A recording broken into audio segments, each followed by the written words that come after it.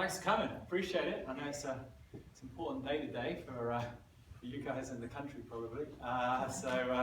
Thanks for interrupting your schedule for that. My name's John O'Brien. I'm originally from England, and my background is I did my master's degree in ecology, and I worked in the Amazon jungle, and then from that I started leading expeditions, and I spent about 12 years leading expeditions internationally, scientific trips, college trips, and I even did some work as a jungle specialist for a couple of TV shows as well. So, I did that for a while, and then I got into medicine, and I now teach wilderness medicine, and I'm a paramedic, and I teach EMTs as well. So that's kind of my main job. But in 2008, I was working in Borneo actually, and I saw the need for global health and global projects. And I also understood kind of a little bit more about sustainability then when it comes to health projects. So this is kind of when I started my charity called Medic Force. And Medic Force is something, it's a 501c3 charity, which means any contributions you make are actually tax deductible. And so we started this charity, and we started focusing on education, and we started focusing on the important part of sustainability. And that's one of the things I'm going to talk to you about. I'm going to talk to you about the expedition, but I'm also going to, my big kind of mission is to encourage people who are interested in international travel to think about sustainability, because I believe that a good majority of international projects aren't sustainable, and that is bad. We've got to think about why we're doing these trips, and I'm going to go into that because I'm very passionate about that kind of thing. So firstly, let's start with this trip, the Global Health Initiative. And why did I come up with this? Well, Chuck and I were chatting, and what I do for Wofford College already, I run your January internship with Mackie Sally, and Chuck's been down there as well. We've probably done about 5 trips down to Belize, and that's purely about having fun and doing all the cool stuff and going out on an island and having a real good time. And me and Chuck were saying, well, what about doing something for the people of Belize? Let's think about giving back. And one thing I'm finding with my medical students is they're going on to further their career in medicine. They want to become a doctor, or they want to be a nurse, they want to be a PA, and they're coming up against this wall because although they're very smart and they've got all the prerequisites academically, they don't have any experience. Okay, and that's the big thing. Even for a PA school now, you need 1,000 hours of experience before they even let you apply for PA school. And I know a lot of you guys who come here today might be interested in furthering your medical career. And Chuck and I were talking, well, let's give these students a leg up, not only in advancing their careers, but also if you're interested in international travel, giving you a taste for what international travel is, and maybe something you want to get involved in the future, because it is incredibly rewarding. So this is part of the idea behind this trip, is to give you experience, to give you an experience, and to also help people, and that's another thing I'll be talking about. So this is Belize. A lot of the time we think of Belize, we think of hanging out on desert islands, drinking margaritas and snorkeling, and on the television you see lots of advertisements for real estate. That's a lot of what's happening in the north, okay? Up in the north, in the islands, that's where all the tourism is, okay? It's a small country. It actually only has about 250,000 people. Welcome. So 250,000 people in the whole of the country. It's very sparsely populated, and most of those people are living in the cities and in Belize City. The poorest area, however, is down here in the south, in Toledo. Toledo is about 6 hours away from Belize City, and this is where most of the indigenous population live, the Mayan communities, and they are out in the middle of nowhere. And there's a huge amount of poverty out there, and there's also a lot of need for development in those areas, and it often gets overlooked by the rest of the people that have been to Belize. This, however, is Belize International Airport. So if you do decide to come, this is where you'll be flying into. You'll be flying into the middle of the jungle. There's one runway, and once you taxi there, we'll jump on some trucks and head down to Toledo. And this is the overview of the expedition. So just in case, before we start going into all the details of the trip and what I'm expecting from you and what you can expect from me, this is how the kind of trip is going to be set up. So we fly down to Belize City, then we go down, we drive down in four-wheel drive vehicles down to Sun Creek Lodge, which is a nice, comfortable tourist lodge in the jungle. Then we head on out to TEA, which is the Toledo Eco-Tourist Association building. I'll show you some pictures of that. We get ready for our expedition, and then we're going on our expedition. So this isn't kind of just playing at it, we're actually going to be out there and we are going to be collecting data and we're going to be doing health assessments in the community. So what is this all about? Well, I was talking to the Minister of Education in Belize, and I was talking to the regional educational directors, and it turns out that in Belize there is no concept of disability. Physical or intellectual disability. It's a very low priority. In the Mayan communities where we're going to be working, they don't actually have a word for disability. So if you have a disability, it's not really recognized.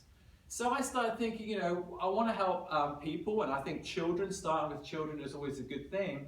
So part of this trip is to go into these communities and go into work with the schools and collect data. Because if we haven't got data, we can't implement a plan. And if we implement a plan, we can't monitor whether that plan worked if we don't have the data, right? And that's where most of these organizations are having problems, because they go and go, oh, this community needs a hospital, build it. So they spend thousands of dollars, and loads of students are swinging hammers and building a hospital. Then the hospital's built, they go home, and then that's the end of it. So there was no research done before, there's no research done afterwards, there's no community inclusion.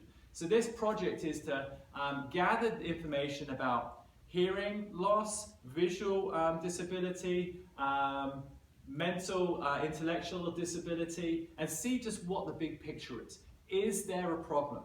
Because if there's a problem, we can do something about it. But first, we need to gather that data. And there's not really any data there about what's happening. I have got first-hand kind of experience of children with disabilities in the area, but most of the kids with disability are excluded from school. The teachers want to learn how to include those students. The government want to include the students, but they don't really know how, and they don't really know what to do. So Medicforce is actually working as an advisor to give them that data and to give them that information. So it's a very important thing. I'm going to be teaching you guys how to be doing hearing tests, vision tests, how to do intellectual ability tests, processes that we're setting up as we speak down there. And we're going to a school, we're driving to a school, set up our little shop, our business. We'll set up our assessments, and then we'll run all the kids through these assessments. And whilst these assessments are going on, we'll also have a small group of you who are training the teacher a little bit about disabilities, how they can collect data themselves. So we're not just like, hey, we're Americans, we're here to help, and then walking away. We're going to get the locals to start collecting data afterwards. And we're also going to teach the teachers some basic first aid stuff. Okay, so just like CPR, choking, stopping bleeding, recognizing infection, treating diarrhea. So we're going to teach some skills as well. So we're going to be doing that for a couple of days, probably seeing a couple of schools a day. It's going to be pretty full-on, busy expedition. Then we're going to take a day off on Wednesday and do some fun stuff. And then Thursday, Friday, we're back on it. And then Saturday, we collect the data, then we fly back on the following Sunday. So it's a real quick in and out. It is going to be a whirlwind. But you know, what I found I love about traveling, and one of the reasons I love to travel, is that time slows down. You know, you think about what you were doing last week, and it's sort of, oh, I don't even really know what happened last week. But this is going to be so much of life pushed into one small bubble. It's going to be an amazing thing that you're never going to forget. It's going to be something that will probably, I'm not being dramatic here, but it will probably change your life. So This is Sun Creek Lodge. This is the lodge we start off at. Nice little jungle lodge, comfortable rooms, beds, mosquito nets. Then we move to the Toledo Ecotourism Association.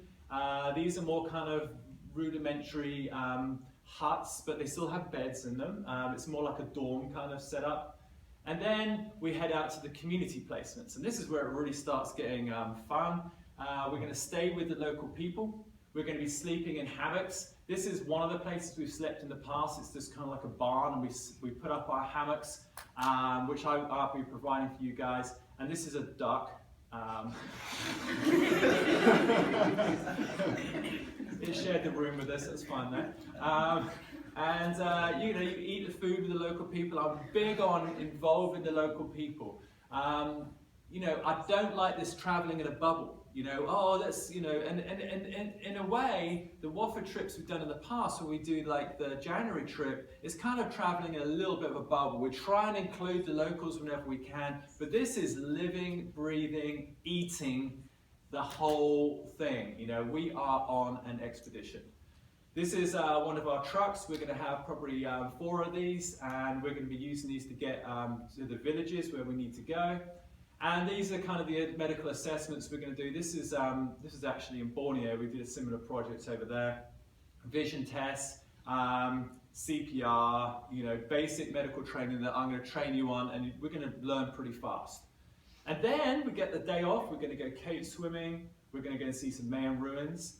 And that is pretty much the trip. So that's kind of what you need to know about the trip.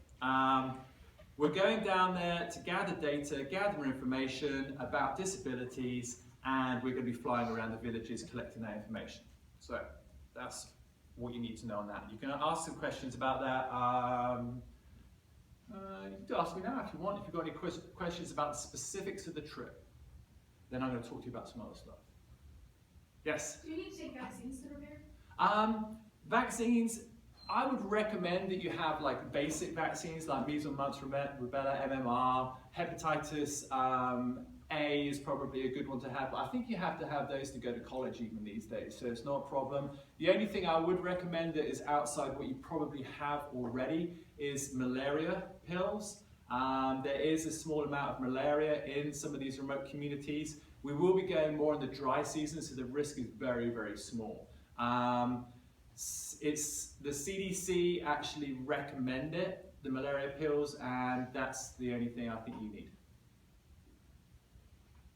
Yeah. Will you discuss the cost of the trip?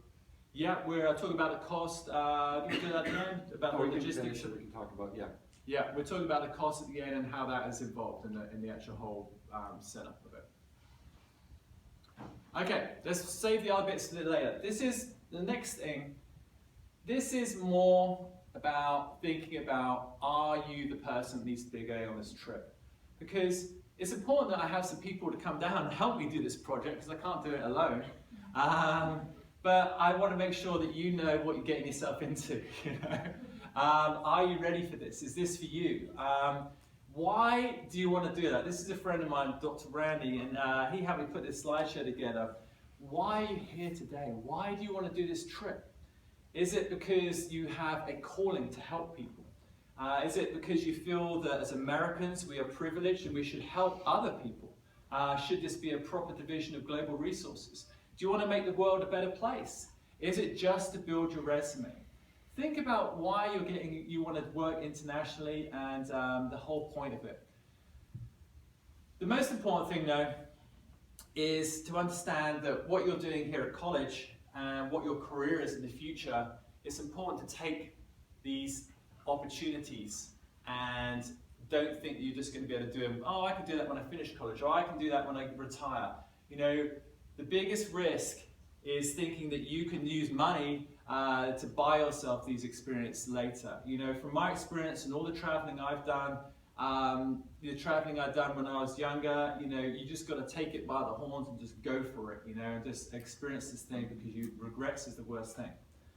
Now this is an example of what we're not going to be doing, and this is one of the types of things which I didn't really like when I started traveling, and one of the reasons I set up Medic Force. This is your kind of classic American expedition to a poor country, your mobile medical clinic. So what happens is we roll up into a town, we say, we're here, we're the Americans, we're here to help. And then we set up our clinic and we say, come over and you can have medicine and you will be healed. So I go into the clinic, I've got high blood pressure. They say, good, you've got high blood pressure, take these pills. And when you run out, go and buy some more. They haven't got any money. So that person has a temporary fix to their problem. It's a very short-term thing. And that's why I don't agree with these, because also what if that person has a reaction to the medicines?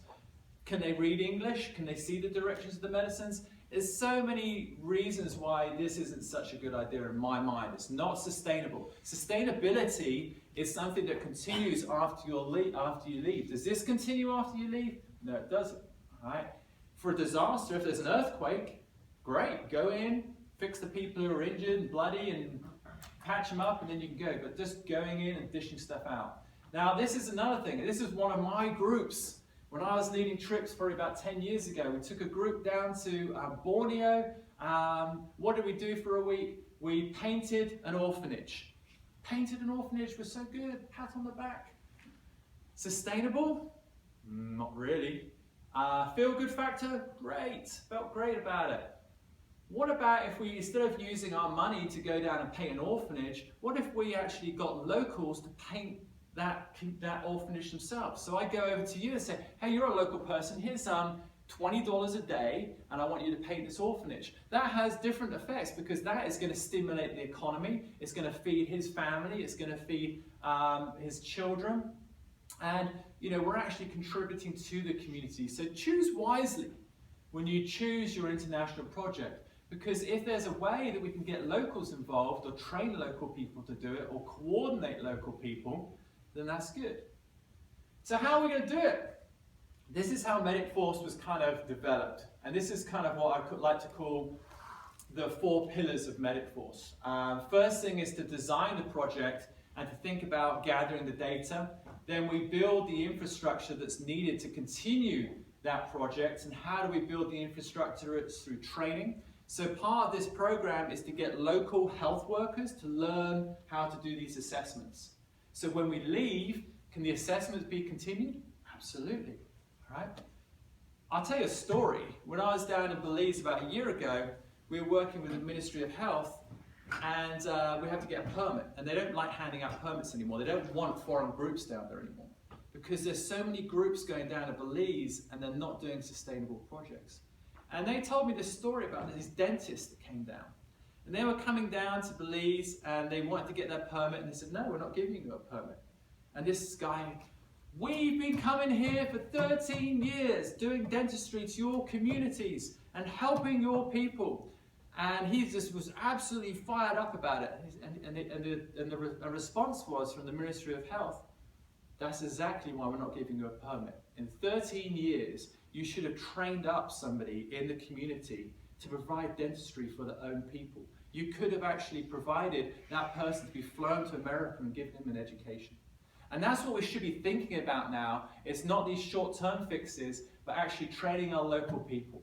And then once we do train them, we're not just leave them on their own, we're going to give them the support to continue those projects. And this is what the disability project's about as well. So what are the good things we're doing?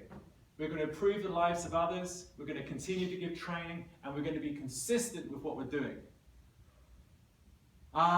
This is a health worker we trained him up. He's now the community health worker. That was about 4 years ago. This is a latrine project we did down in Belize. Latrines, they don't really have latrines, often it's just pooping in the woods. And we went in with a group of people, we taught the locals how to build latrines, and now we can just go down every now and again and facilitate these latrine buildings, but they build them themselves. We create training projects so the kids in the community can learn construction skills to actually build things themselves. This is something I'm big on. When we go there, we are going to be hanging out with the locals. We're going to be playing soccer they love soccer over there. Volleyball. This is a canoe race that we participated in. We came last. Well, actually, second to last because the one behind us sunk. But you know, it's just awesome. Getting to know the locals. This is another latrine project. This family now poops in the latrine. So this is what happens, right? This little guy here he has diarrhea. Goes into the wood every time he has diarrhea, all right, and poops. And then there's wild pigs walking around all the time. Pigs go in, they find the poop. Oh, I'm gonna eat that poop. Yummy. So he goes in, eats the poop. Then the pig is like, oh, after all that poop, I'm just so thirsty now. It goes down to the river and takes a drink. And where's everybody else? Where's the other kids playing? They're playing in the river. Where's mum doing the laundry? She's doing it in the river. Where are they collecting the drinking water from? The river. So that diarrhea that's infected is then taken to the water source, and we end up with this cycle. So latrines, for me, I'm big into latrines, breaks that cycle of disease. And that's what, you know, that's a sustainable project. Other things we're going to learn down there, you're going to learn some medical skills, some basic medical skills. You're going to learn how to do these assessments. We're going to learn a little bit of the local language.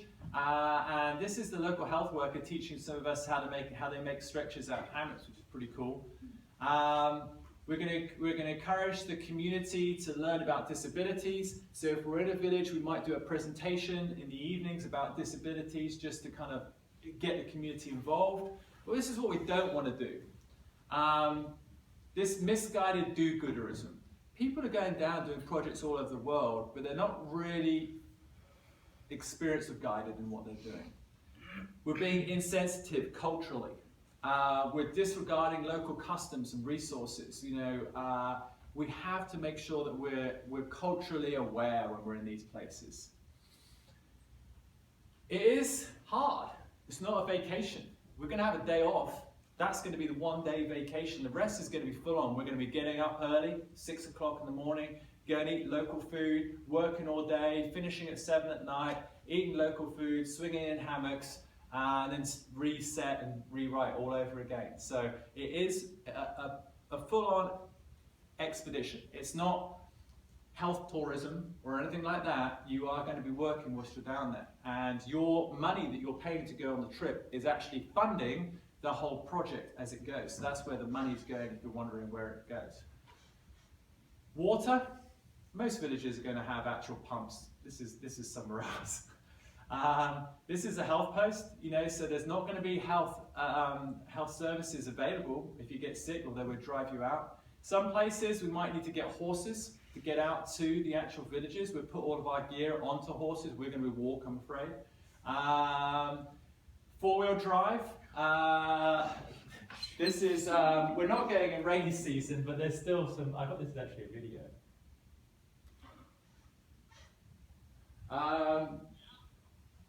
So we're going to have our fleet of trucks, and it's always so much fun. I love driving into these.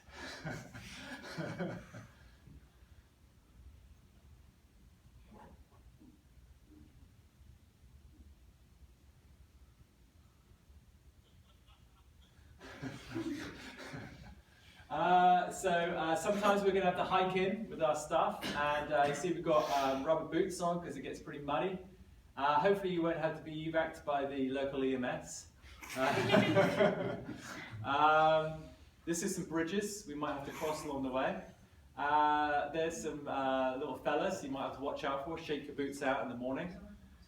This is the health post. This is a chicken. So if you get sick, you'll be taken care of by the chicken. There's plenty of eggs to eat though. These are the restrooms in some of the villages. Like I said, we're trying to get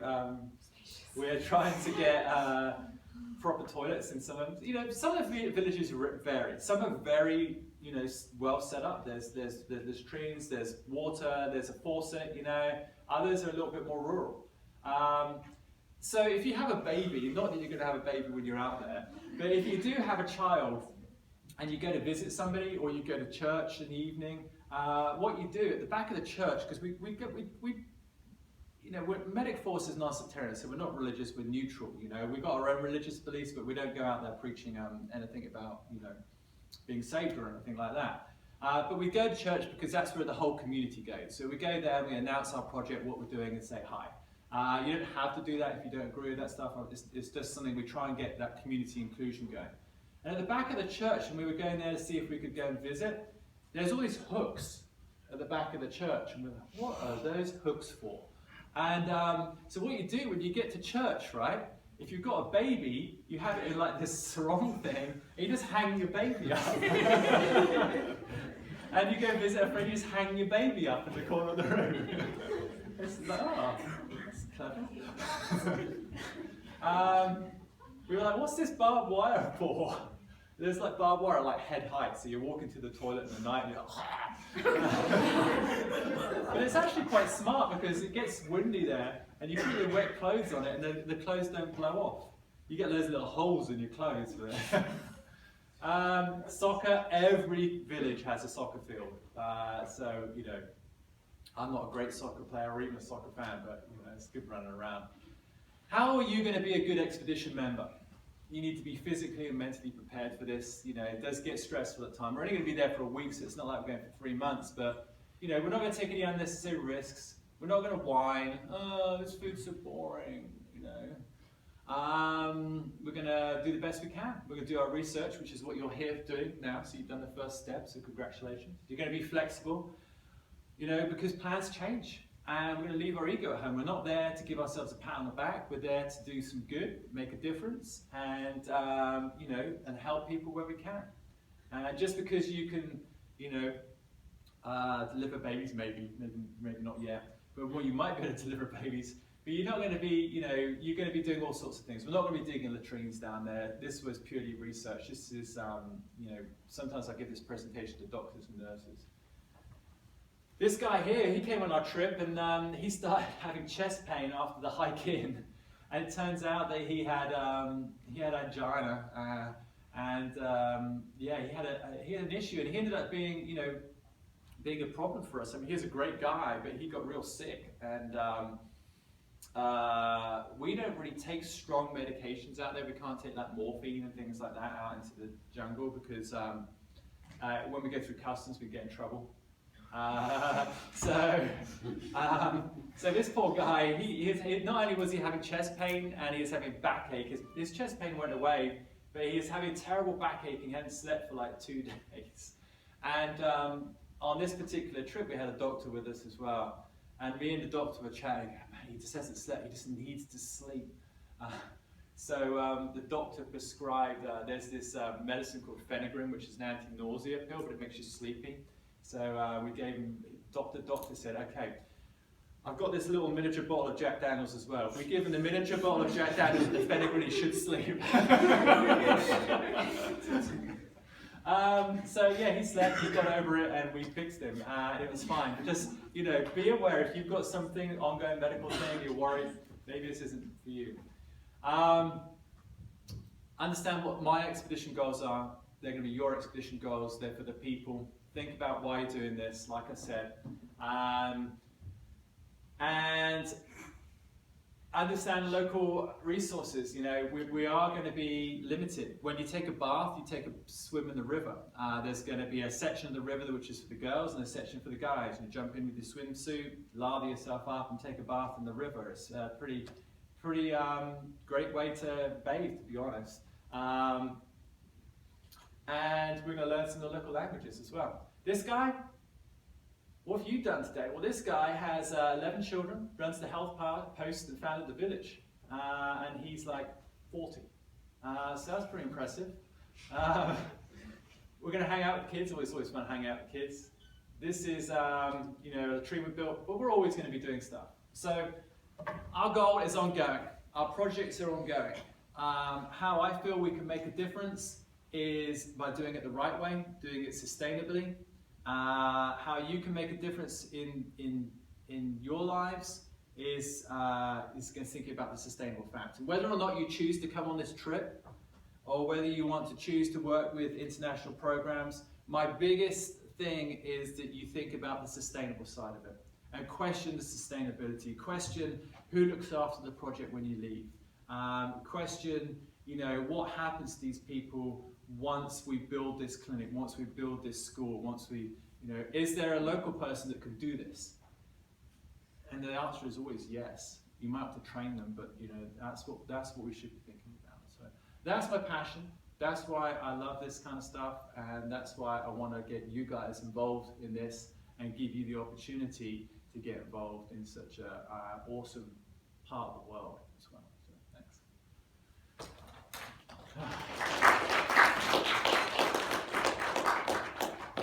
Who has questions? Go ahead. So like I don't necessarily want to be a doctor or PA or nurse. Like I want to go into dentistry, but I think it'd just be super cool to go down there and do this and like be a part of something and help. Is that okay? Do you have to